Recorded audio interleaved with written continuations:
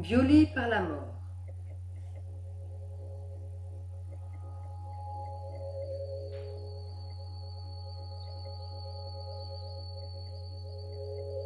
Elle marchait bien sobre vers la fin de la nuit, dans le grand silence de la réalité, dans un parfum rance, presque une odeur sucrée. Le rythme cardiaque, lui seul, osait son bruit.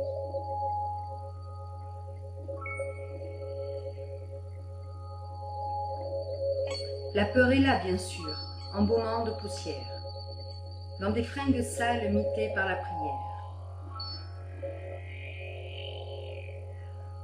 Ancrée de cette atour pour la fosse à purin, glissant dans l'opprobre dans des mots sans chagrin.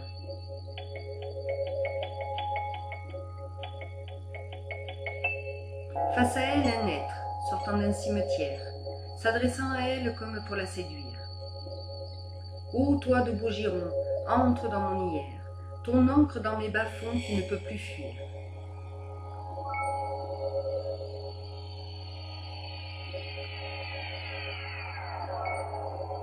Sept heures, sans le jour encore bienvenu. Retentissent fiers du haut sa chemise, les bingues de cloches provenant de l'église qui était le trône de cet être inconnu.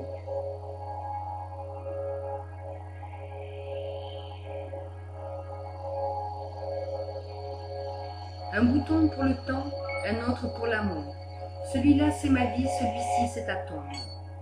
Descends-y ma belle, découvre ton ajour, tes tripes nécrosées où le vulgaire succombe.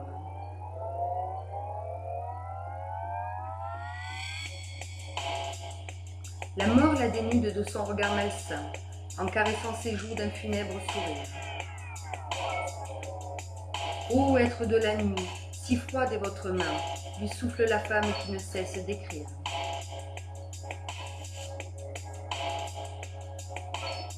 Putain, gourgandine, coureuse de remparts. De sa langue fétide, dégouline d'insultes, s'attardant sur un sein dans ses pensées incultes, l'être approche sa proie sans laisser un écart.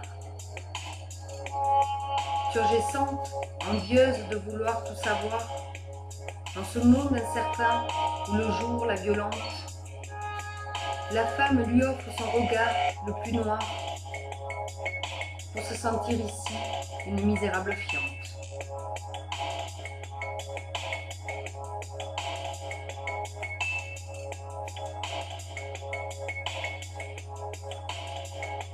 Dans un étrange écho d'une rosée céleste, d'un sombre dialogue à la dérobée des cœurs, la mort sur la femme lui pardonne d'un geste, insufflant le remords de toutes les douleurs.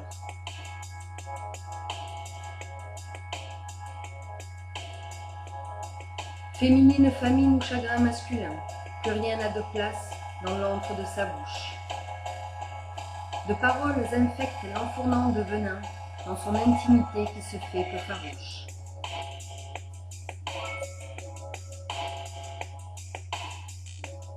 Encore, oh encore, souffre donc, pauvre ruine. Se délectant de tout son fruit, de tout son vagin, la puterelle se fige dans le déclin de ses pauvres pensées dévorées de sa pruine.